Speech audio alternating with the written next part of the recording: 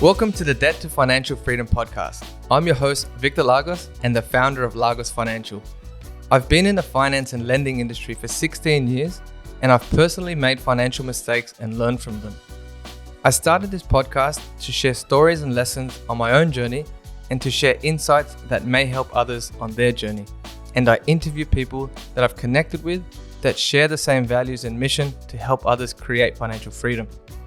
My goal with this podcast is to share raw, honest, transparent, and helpful stories that you can relate to and inspires you to take control of your finances and only have debt that brings you closer to financial freedom. Everything on this podcast is general in nature and for education purposes only. None of your personal objectives, financial situation, or needs has been taken into consideration. I highly recommend you seek personal, financial, legal, taxation, and credit advice before you take any action on what has been heard on this podcast. Welcome to episode 6 of the Debt to Financial Freedom podcast. I'm your host, Victor Lagos. I'm also the founder of Lagos Financial, a finance brokerage business. Philip Khao is my next guest today. Philip Khao is a chartered accountant and a director of Solve Accounting. He's also the co-host of a new podcast called Solve to Evolve. Phil grew up in a single-parent household and quickly learned the value of money and the importance of financial control at a very young age. His mum would always tell him that money doesn't grow on trees, and it still resonates with him to this very day. You could say that he was destined to be a business advisor, and after 15 years of working on his craft in the public practice and for multinational corporations, he now provides business advisory to SMEs to install financial control and help them grow and operate a sustainable business. Welcome, Phil. Thanks, Victor. What an intro. And thanks for the plug. Really appreciate it. No, all good, man. Thanks for having me I've actually been watching your podcast. I really like it. It's very informative. You and your business partners obviously have got quite a bit of experience and you focus on different things, which is great. But I wanted to share with the audience about how you and I connected. We connected last year through a networking organization that we're both a part of called BNI. So Phil's actually the president of the chapter that we're in. I'm actually really glad that we met because you actually gave me a lot of inspiration at the beginning when I started my business last year. Because I was earning decent money at my job, but I knew that I could actually do it on my own because I had the support around me. And you helped me because you were able to, look at the numbers and project where I needed to go and what work I needed to get there. So I want to sort of touch on that a little bit because I feel like there's a lot of business owners or potential business owners out there that don't get the numbers. And they're good at what they do, but because they don't get the numbers, they might end up creating like a job for themselves and a hard job. So it's actually worse than if they were employed. Do you think that happens a lot? Yeah, that's right. I think, look, firstly, congratulations on that. And I'm glad we met as well. So look, I remember that conversation we have. I was driving down, I think it was the M4. You called me and you said, Phil, I'm thinking about this. And I'm thinking about, actually before you said that, you said, you were asking me all these questions to set up the right structure, things like that. And I did ask. Yeah, exactly. And I was thinking, what's this guy?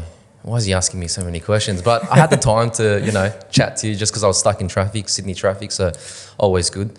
And so, I think from there, I gave you a lot of information and insight. And I think from that, the next time we saw each other the next week, you said, you know what, Phil, thanks for the advice. I'm going to jump in and do it myself. And pretty happy for you that you've done that. And I feel like a lot of people always think about doing things, but then they don't really action it. It's always thinking, and they don't do anything about it. And, inaction leads to nothing really. So I'm glad that you've jumped in and done that.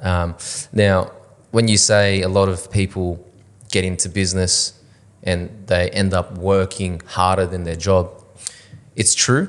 And I would say generally in the first year of business, it's always the hardest. Yeah. But each year should get easier and easier, right? If you've got a focus, you've got a plan, and you're working towards that, your focus will become your reality. But a lot of people are fixated in just doing the work, getting it done, what's next, doing it without purpose. And so what they find is in 3 years' time, 4 years' time, they continue loading up on their workload. They don't have the balance. They end up working a lot harder than they would if they were just doing a job. And so what they need to do is actually ask for help. Some people go, I guess they're pretty narrow-minded. They're very good at what they do. So they just continue doing that without thinking about big picture as to why they got into business. And that's to reach financial freedom, in essence, right? Everyone wants that work-life balance. And so, yeah, a lot of people need to, I guess, take a step back sometimes, look at the progress and go, you know what, how do I actually, instead of working in the business, how do I now work on the business? How can I build the business so it operates without me? Because right now, a lot of business owners in the first, second, third, maybe fourth year, the buck stops at them. If they're not in the business, if they get injured, the business is screwed. They're gone. That's very common. They call that key man dependency. And it's a scary place to be when you hire people and their payroll, their entire life is based on you working and being available. So if you get sick, if you take a holiday, if you have a kid, you want to travel overseas, and the business doesn't have you, well, it falls apart. So it's scary. I mean, look, there's insurance for it, but you don't want to be paying insurance all your life. But it is scary. Like if you go out in business on your own, God forbid something happens to you on the ski slopes or whatever you're doing, sporting activity. You know, how are you going to earn that income? And especially those not in a service-based business, they're even more screwed, right? So it's having a plan or thinking forward about how do I build this business so it doesn't need me? And that's what a business is. It can operate without you being in it. Otherwise, you're really just an employee or family-run owned business. Yeah, and I think a lot of people don't plan ahead or don't ask for help, and they think that they can just keep doing what they do and it will get better. I used to be someone that used to put my head in the sand when it came to the finances. My wife really helped me with that, to just face the facts, look at it and say, what do my numbers look like? And the numbers are literally just money in and money out, right? And when are payments due, and where's the money coming from to pay them? It's literally that simple. But what happens is when you're on the tools and you're doing your job and you think, okay, I'm doing a good job, I'm going to have customers, money's going to come in, I'll be able to pay the bills. But then, invoice doesn't get paid, it's late, customer pulls out, anything can happen. All of a sudden, you don't have enough money to cover the bills. And then you're in a backward spiral at this point because you're chasing your tail. And the whole point of this podcast is to teach people about financial freedom from multiple angles. So I did want to ask you did touch on that earlier, but what does financial freedom mean to you? Yeah, okay, financial freedom. So, I mean, what it means to me personally is being able to give back to my mum. You mentioned that I was raised in a single mother household. She did quite a lot for my sister and I growing up. Father left us at an early age, haven't seen him since. And so she effectively worked 2 jobs just to put us into school. And she did a lot for us just to give us a better life. And I'm sure all parents do that. So it might be a little bit cliche, but financial freedom means giving back to her, and being able to now support my family so that they don't have to go through the hardship that, 1, my mother went through, and 2, that I had to go through as well. Yeah. So I think financial freedom just means, and I think for most people would mean that they don't have to worry about money.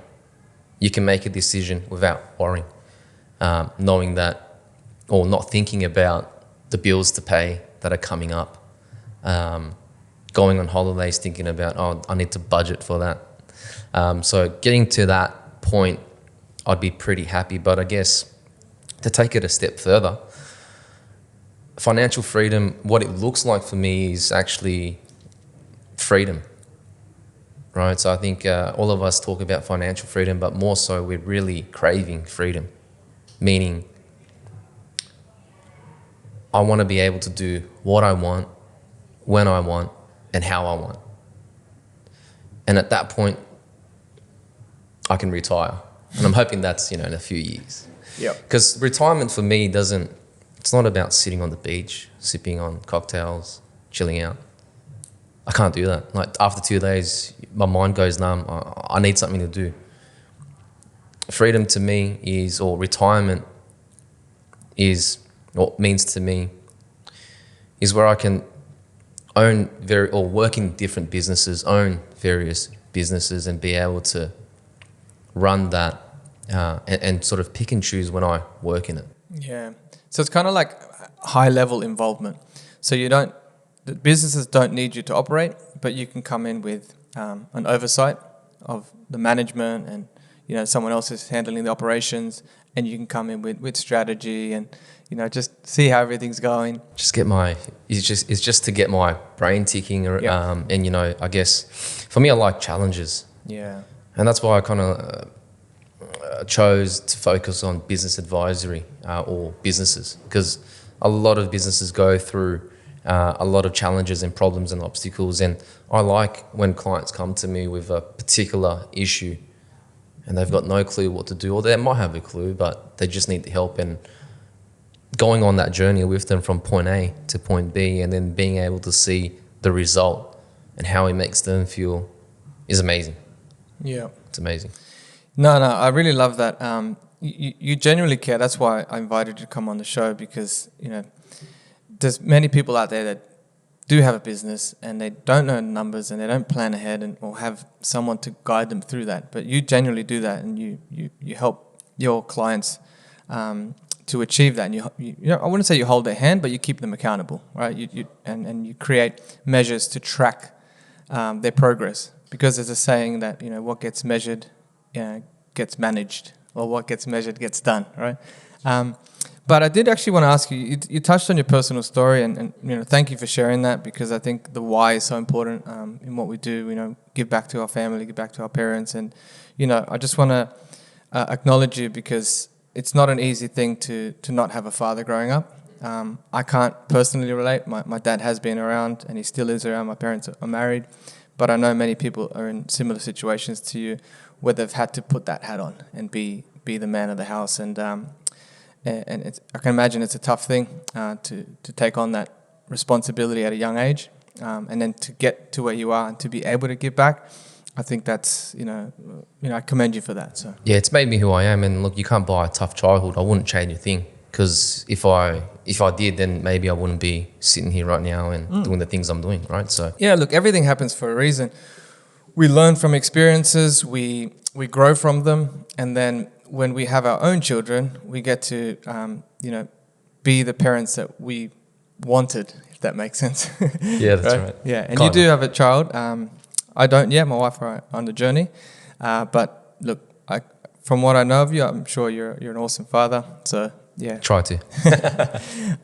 So I wanted to ask a little bit about your professional history. You touched on the fact that you focus more on business advisory, but can you tell us a little bit about your professional history and what led you to be a partner at Solve Accounting and focus on being, the business advisory or virtual CFO for businesses? Yeah, so I touched on why I wanted to get into business, and mainly that was motivation from my mum. So, with that in my mind, at the age of 17, when we finished high school, at the time there was a lot of accounting fairs or accounting conventions going on, and I was like, I didn't know what I wanted to do, but I thought accounting was, it's typical Asian, become an accountant, become a lawyer. But I thought, look, it's something that I don't mind doing. I know a little bit about it. So I went to all these accounting fairs then and decided to apply for accounting cadetships. The big four, the mid-tiers. I was unsuccessful. I failed. I was like, oh well, I'll try something else. So then I ended up getting a job at Toys R Us. I didn't know this. So this was at Toys R Us Parramatta. Worked there and thought, this is not too bad, making a bit of money, first job.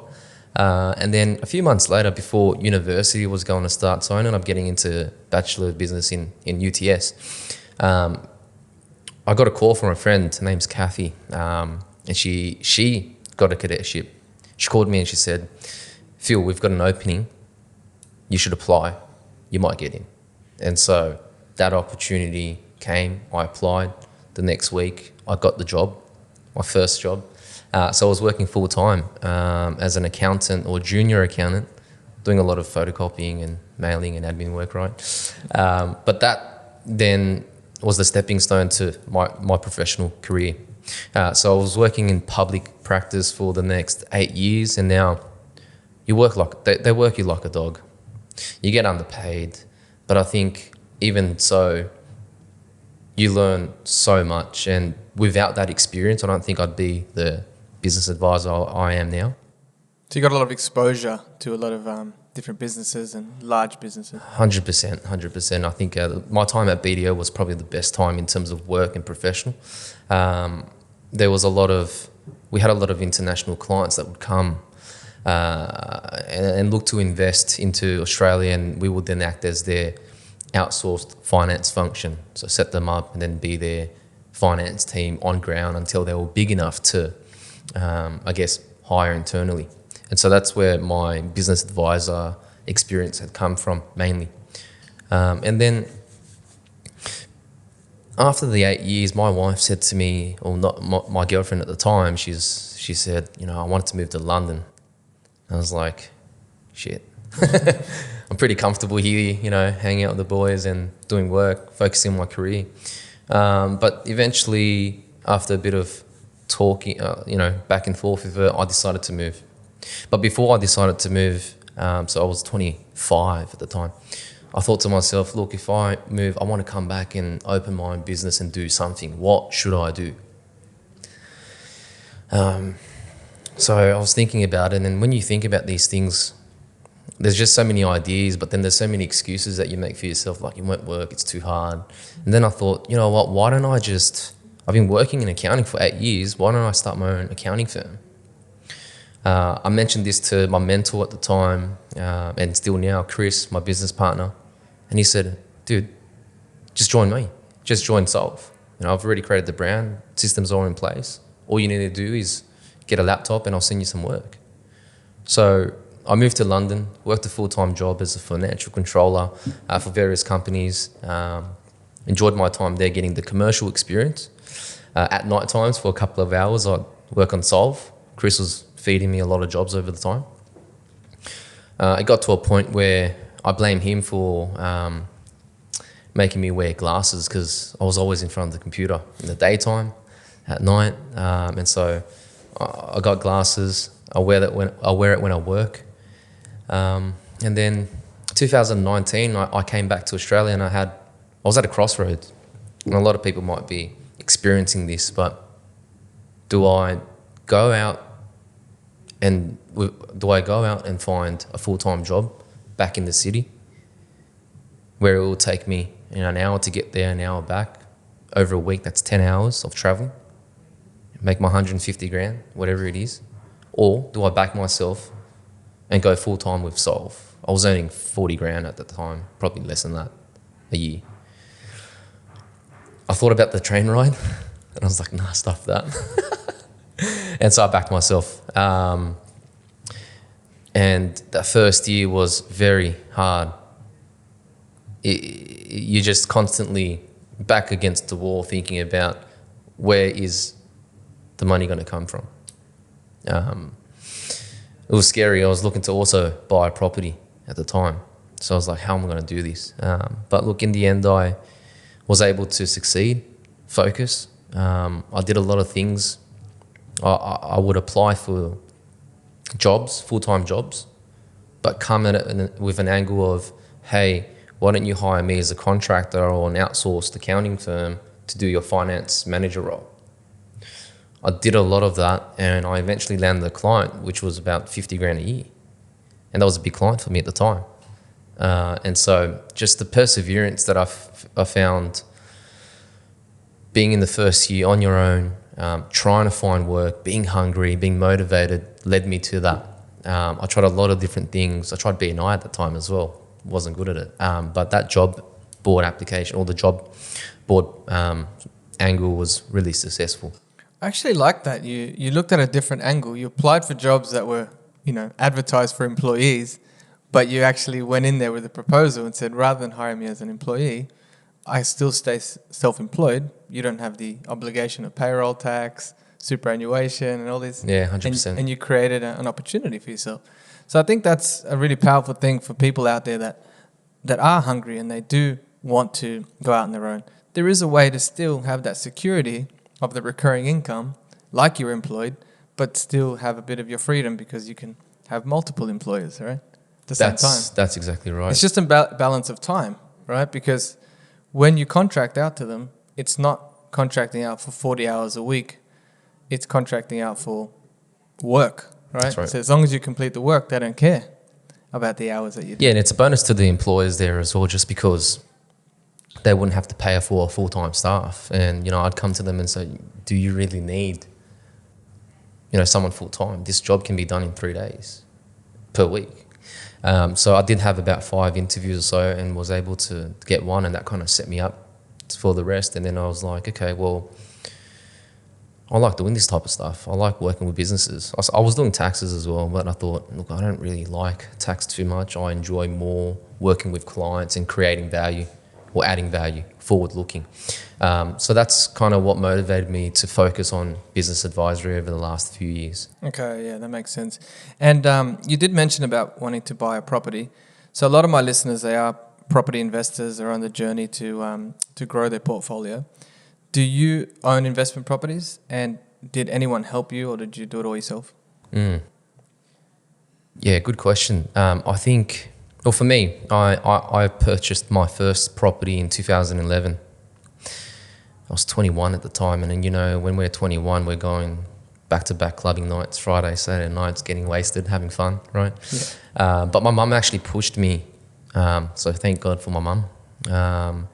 She said, well, at the time there was free stamp duty on property purchases, and she said, you need to take advantage of this.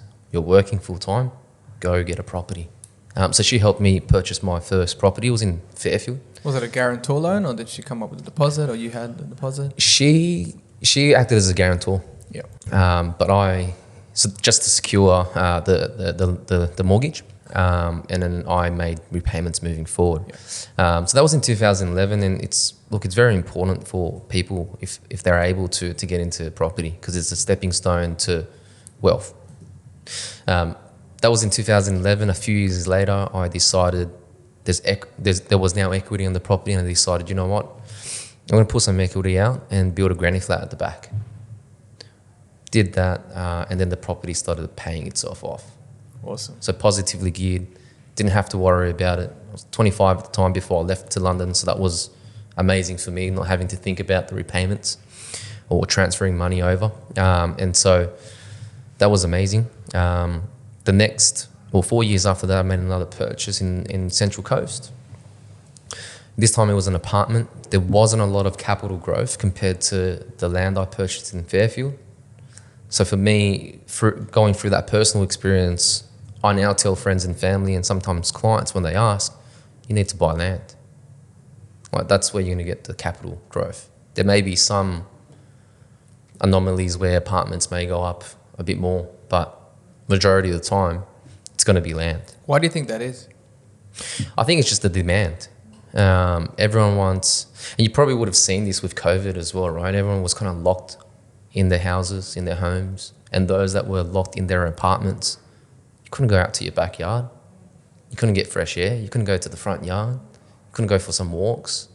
And so that probably, I guess, was a big reason as to why the property market surged during COVID and post-COVID, because a lot of people were locked in their homes and they thought, I need the perfect home or jail home at the time to be able to kind of live freely and not be confined in an apartment. So that's probably the main reason why. That would make sense. The other way, my understanding is that if you think about supply and demand, the more supply there is, its prices are going to drop or be fairly stable, right? But if there's less supply, it's scarce. But if there's a lot of demand, that will push prices up. Land is scarce. You can't just keep making more land, right? You can rezone land, but it's usually further out. Whereas when you're building apartments, you can just keep building up and up. So airspace, exactly. So you don't actually own the land, right? You're paying council rates for your entitlement of it, but you don't own the land, so you just own the airspace. You don't even own the walls, so you can't even, knock it down or, add another room. You need to get permission from the strata, body corporate. So, that's why I think as well that helps land to appreciate more than units. Yeah, and as I was saying, land or property purchase is effectively a stepping stone to wealth. When I got back from London in 2019, I was going out on my own, working my own, and the wife and I needed to get out of our parents' place. But because I had those previous investments, there was equity there for me to then utilise and make a purchase of a main residence in the area we wanted. Now, at the time, interest rates were about 2%. I think they were low 2%. And I couldn't get enough funding because the market was surging at the time and everything was going through auction, so everything was overpriced. Whatever it was guided at, add another 200,000. And so the property we were going for, it was guided at a certain value, and we're like, okay, that's probably going to go over, and I need more money, but the banks wouldn't give it to me. So I decided to go with alternate lending, which I think is might be important to your listeners there. And the reason why I'm mentioning this is because the alternate lending was more expensive. The interest rate was about 5%. I had to pay an application fee of about 20 grand or so. I held that property, my main residence, for the next 12 months. So really that property purchase cost me another 50 grand, roughly 40, 50 grand. But when I decided to go or make that decision, I thought, it's my main residence. I'm going to stay here for some time. And 50 grand is nothing when you think about being able to live where you want, in a house that you want. And I thought that's just a small price to pay. And a lot of people overlook that. They go, interest rates are too high. I don't want to buy that property, or I've got to pay an extra 20 grand. I don't want to buy that. I guess they're kind of losing sight of the bigger picture. And because I've made that decision to spend that extra 50 grand before I refinance for a better rate, that property itself has gone up by 70% in 2-3 years. And so, 50 grand is nothing. It's a drop in the ocean, really. Would you say that was a bit of luck in terms of timing, that it went up 70%? Because that's a huge spike in a short amount of time. When you made that decision, thank you, COVID. When you made that decision to spend that extra 50 grand, pay the higher rate, did you have that in your mind that it's going to grow in value in the short term? Or it was more the fact that you're going to live in the property and that was something that was important to you, willing to pay the price for that? Look, I didn't think in the short term it'd grow by 70%, but I knew over time that I'd be holding it, that it would grow substantially. Maybe not 70, but substantially. But because of that, now that's going to help me facilitate my next purchase of an upgrade in main residence. Yeah. But because and my mum, thank God for her once again, pushed me into getting that first property purchase, land.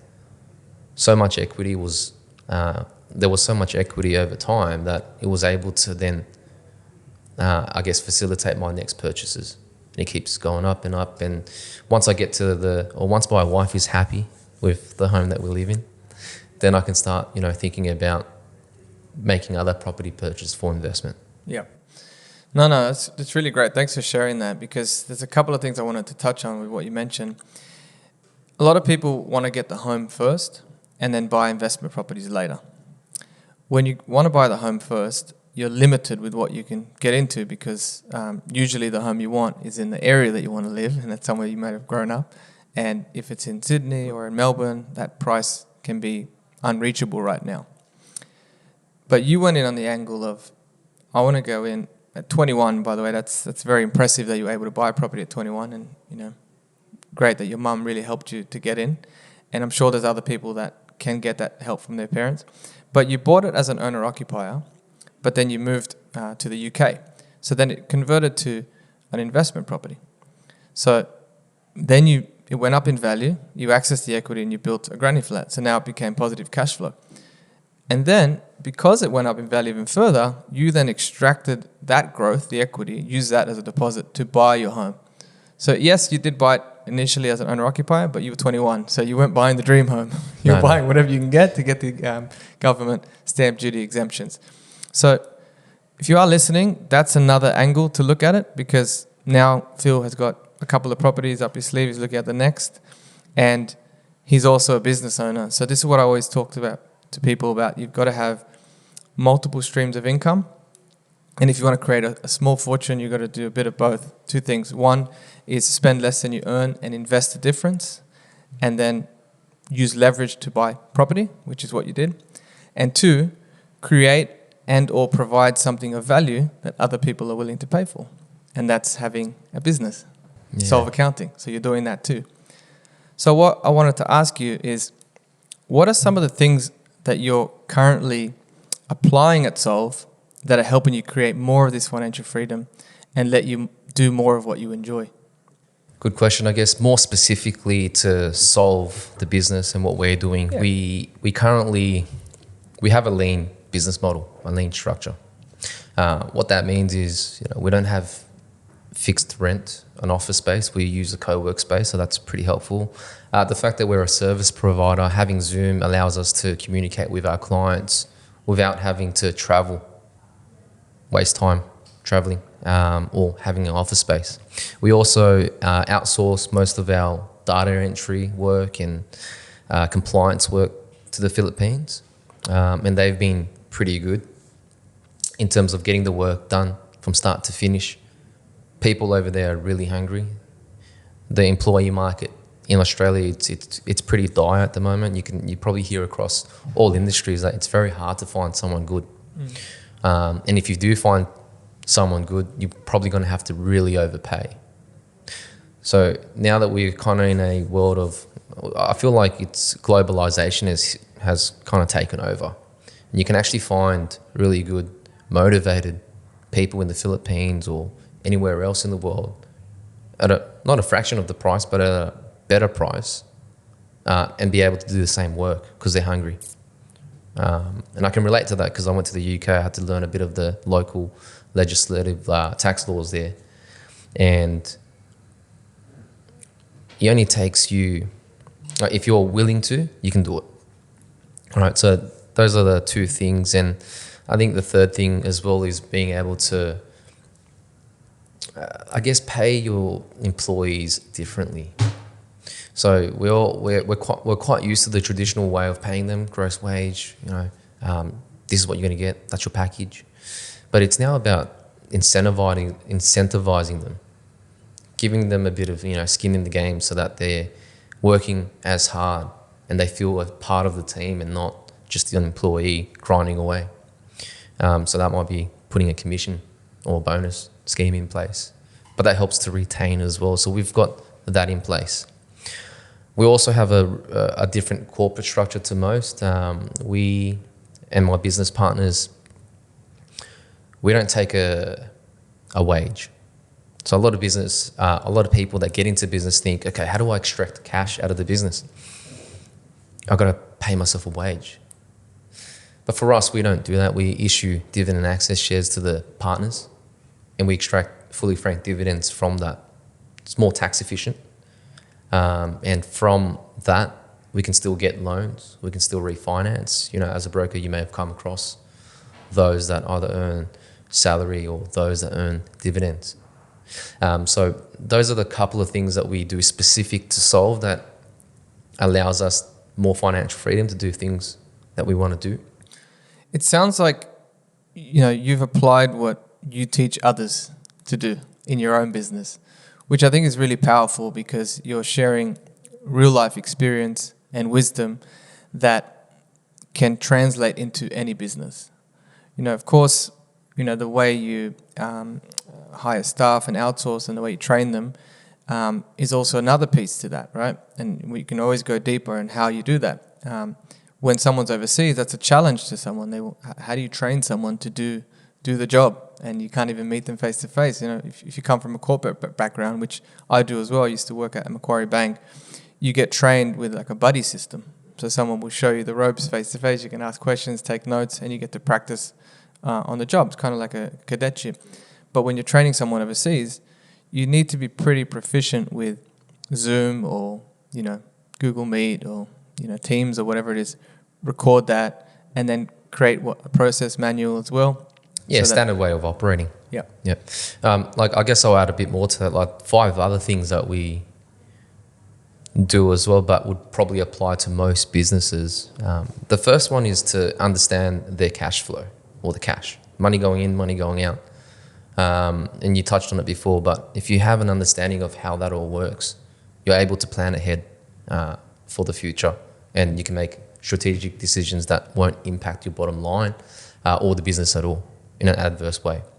Having financial controls is another part of that. The second thing is having, and we've mentioned it just now, but having a standard way of operating. That's going to bring so much efficiencies in the business. When you think about training staff, whether that's, you know, domestically or overseas, you're going to train them, you're investing your time. It might be 2, 3, 4 months that you spend with them, and then, you know, another 4 months later they decide, I'm done with this, I'm gone. Now you just wasted 4 months training them. Now you've got to wait another 2 months or so finding a replacement, then spend another 4 months training them, the new person. And so all that time adds up. And that's a lot of cost, because time equals to money, that doesn't show up on your financials, that you've just wasted, or that's gone.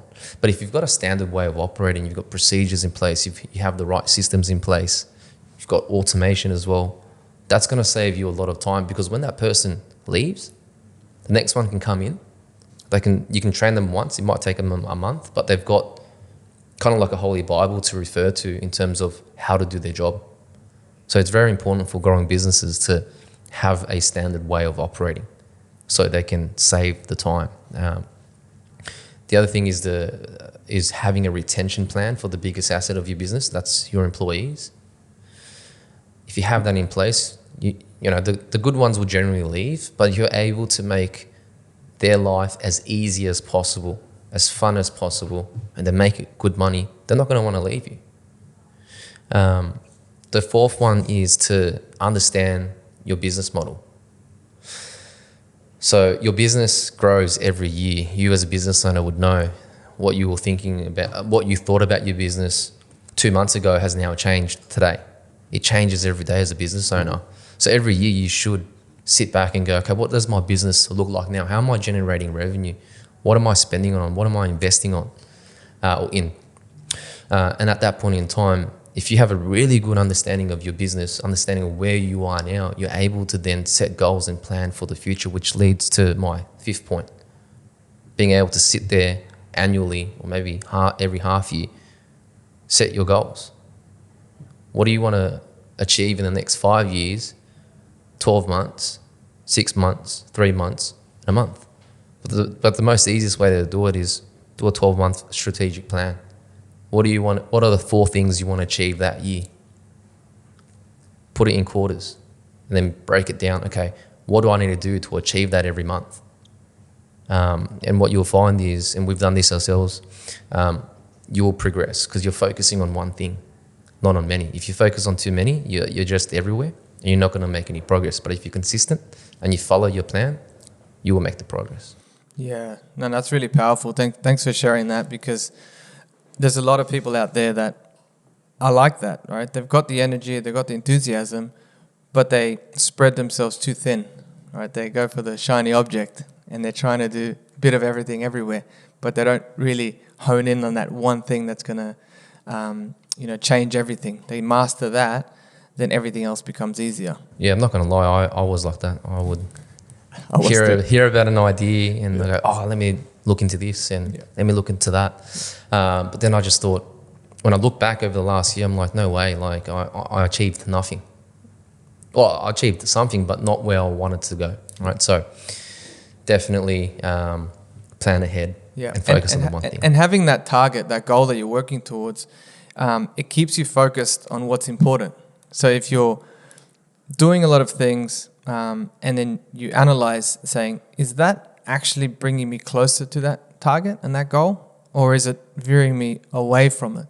And if it's bringing you away, then you can cull it, you can, put it on hold, for your spare time if you have any, and then focus in on what's more important and get it to that goal. And then by working with someone like yourself, you can sit down in 6 months' time and say, all right, this was the goal that I set.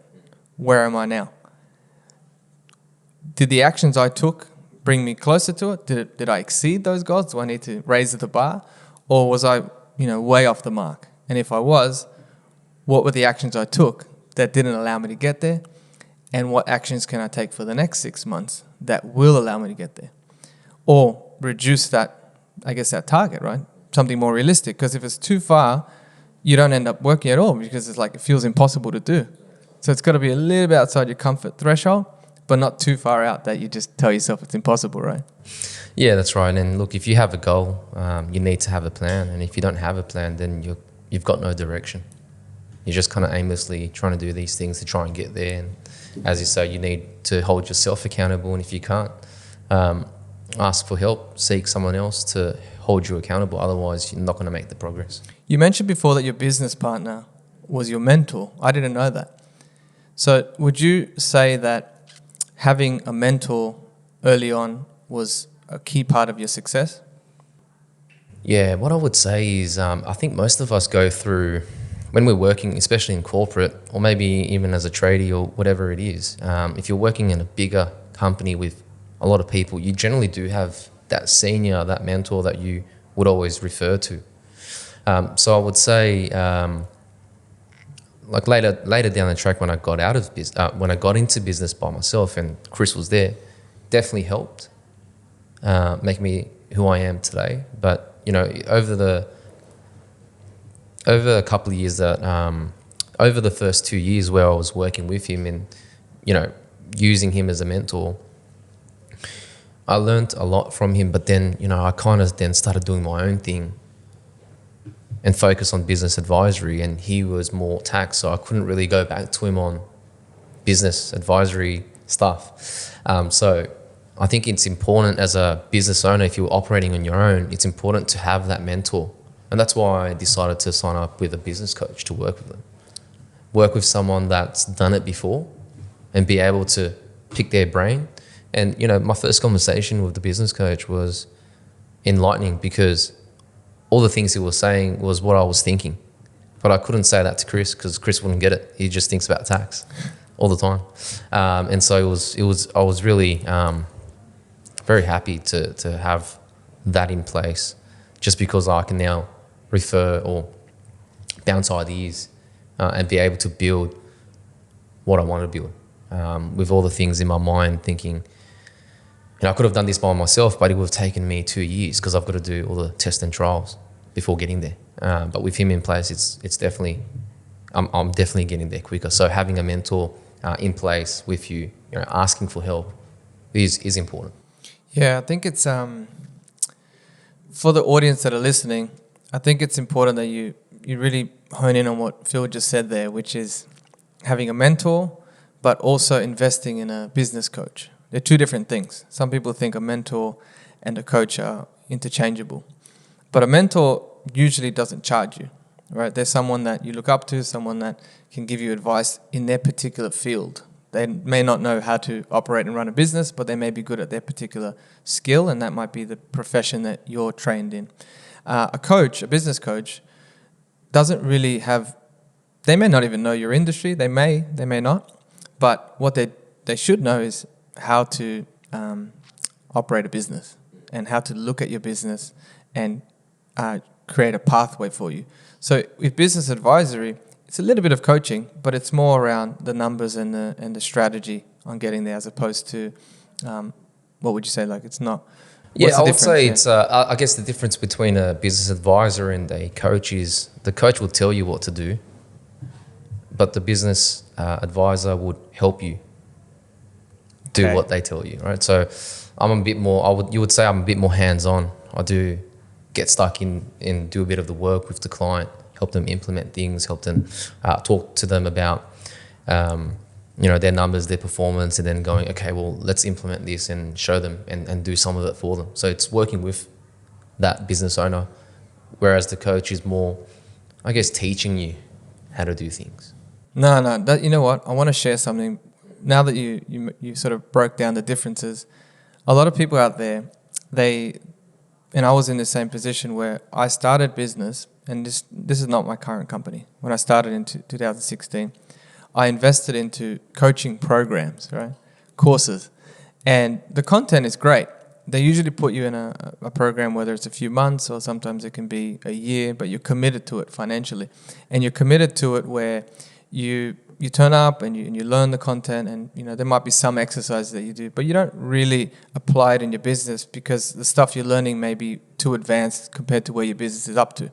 So it's all knowledge. So you're just adding in all this information. But the execution is the most important piece, because they say knowledge is power, but knowledge that isn't applied doesn't do anything. That's right. You need action. You need action, exactly. So the reason I mention that is because this time around, it was more around the action rather than gaining more knowledge. And by working with a business coach, yes, told me what to do, but it was up to me to do it. So they'll keep me accountable. Working with you, Phil, in the beginning, you did the numbers. You plugged it out for me. Like if I had to build that spreadsheet that you put together for me, it would have taken me hours. And it wouldn't have even been close to what you put together. It's because it's what you do day in, day out, so you understand it. So yes, you have to pay for this service, but if it's doing work that you don't know how to do and it's higher level and it's going to actually allow you to achieve your goals, well, that's a good investment. But if you're just investing into courses of knowledge, what that can actually do for a lot of people, and it did that for me as well, is it gave me more on my to-do list. So it added more mental baggage. So it creates more pressure. It's like, oh, now I've got to do that too. And you still got to do your day-to-day. So it's always good, I think, to use a business advisor that will actually execute. Yeah, you used the right word, investment versus cost. Some people see, a coach or a marketing person or an IT person or an accountant as a cost. But they should think about it as an investment in their business, because it's going to free up their time to do other things and not work in the business, but work on it so that they can build it to a point where they can just step out, right? So the right word, investment. No, I love that you touched on that, because sometimes people think about business and they don't realize how powerful it is when you have access to revenue before tax. So give you an example. If you're earning, say, 200 grand a year at your job, gross, before tax, what would you get after tax? 120 maybe, or less than that? Yeah, something like that. Yeah. Say you get 120 grand.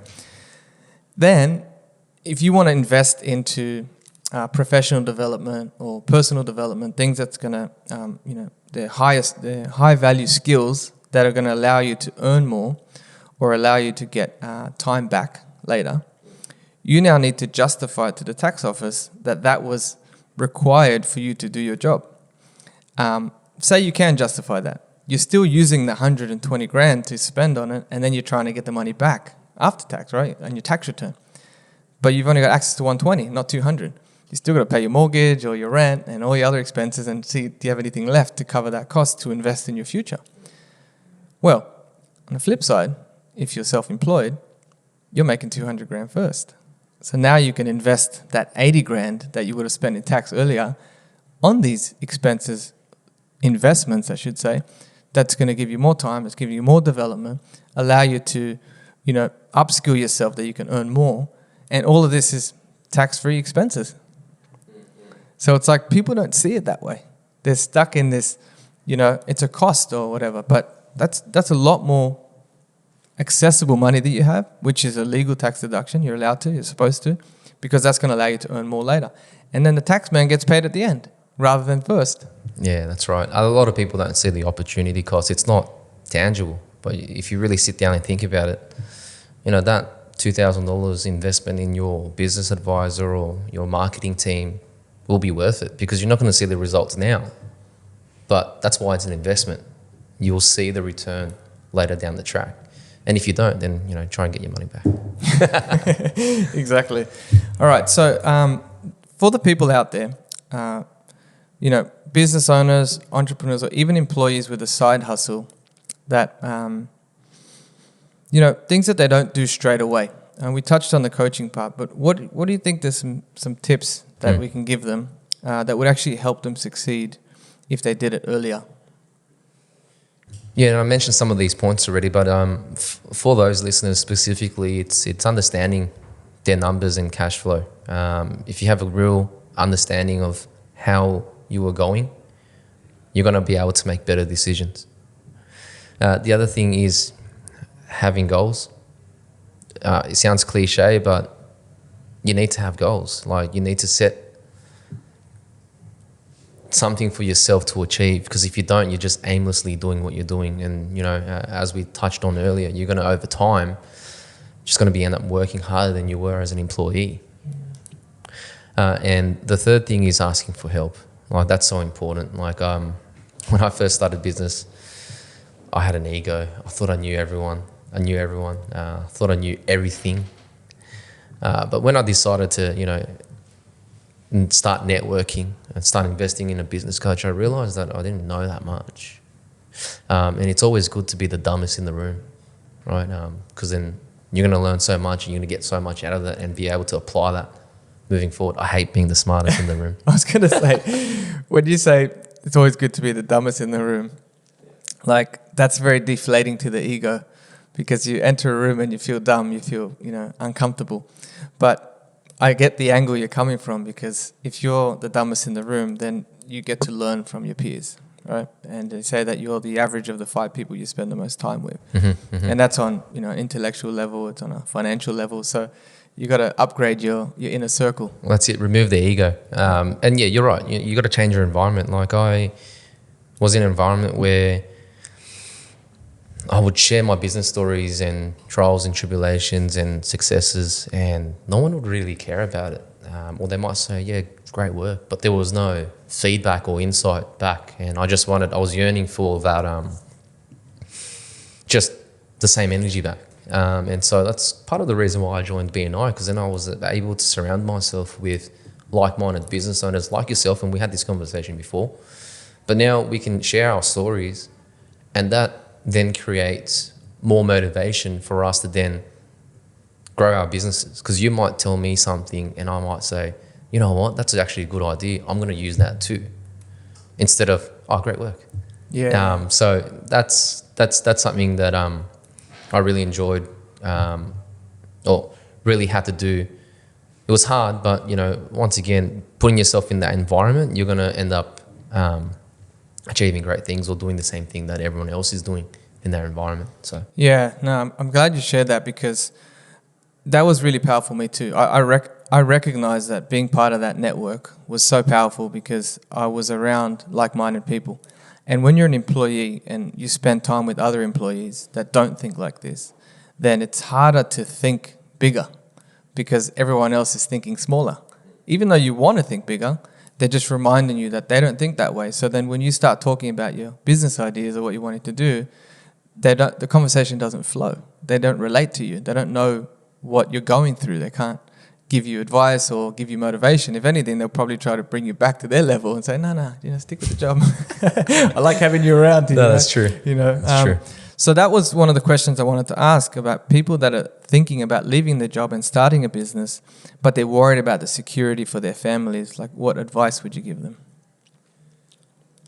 If anyone is thinking about that, I mean, before you dive into it, you have to be smart about it. So, you know, have a conversation with your wife or husband first. Yeah. Let them know what's happening. They're important. But then it's saying, okay, well, I am going to do this.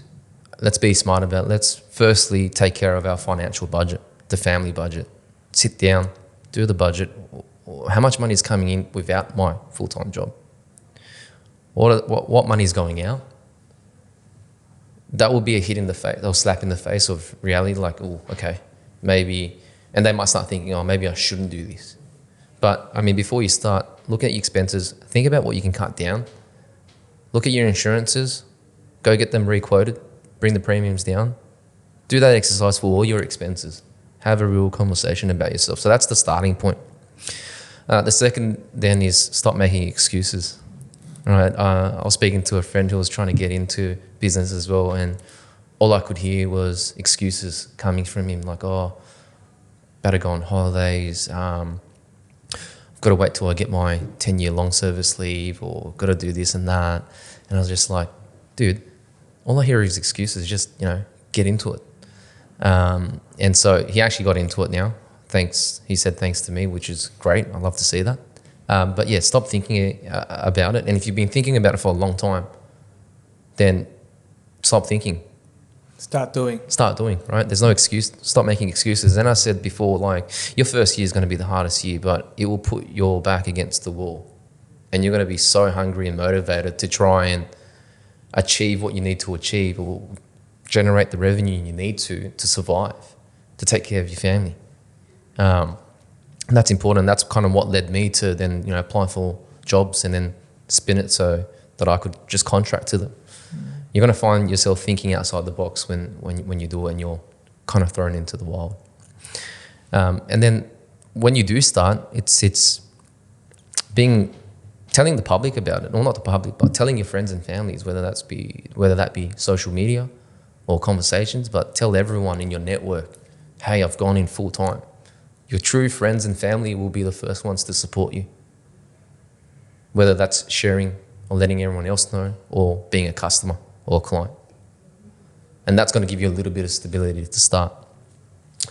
The other thing is then to remove the ego and start networking and start asking for help, because you don't want to be on your own. And there are other people that have done what you're doing right now, and they've, 5 years down the track, they're successful. Ask them for help, whether that's just tips and tricks, or how they're structured, how they're generating revenue, connections to people within the same industry to try and build your business. Those are the main things, but what I would say is, if you ultimately fail in the business idea that you've gone ahead with, just know that you've got a safety net to fall back on, and that's to go back to your job, right? You're still going to make a lot of money there, but at least if you plan ahead, you go, okay, well, I've got 6 months or 12 months where I can work by myself or work on my own on this business, and if I fail, I won't have money, and I'm going to need money. Well, apply for a job. You'll probably get a job in 2 months, especially given the market conditions now. That's really, really good advice that you gave. That's probably better advice than I can think of on top of my head. But no, really thank you for sharing that. One thing I do want to just add to that is, when you work for someone and you're good at what you do, people or your employer will recognize that, and they will give you a pay increase, regular increase, and they may even give you incentives to stay. But no matter what or how much they pay you, you're helping someone achieve their dreams, not yours. And if you're good at what you do and they recognize that, then maybe it's time that you recognize that you're good at what you do, and you apply that to achieve your dreams. So I'm going to leave it at that. I want to ask you, how can people find and connect with you and your team at Solve? Yeah, so they can find me on LinkedIn, Philip Khao, Philip Khao. Otherwise, they can email me at philip@solveaccounting.com.au, or do a Google search. I think it's pretty easy to find people now. Awesome. Thanks so much for coming on. I really appreciate it. And I'll see you next week. Thanks for having me, Victor. Appreciate you having me on your podcast. You're doing great things here. And I think the long goal, or the long term vision for you here is going to be massive, just because you're doing great things to help other people try and get, to financial freedom. That's the goal, and one episode at a time. Awesome. Thanks, mate. Phil. Take care. Thanks everyone for listening. Stay tuned for the next episode. See you soon.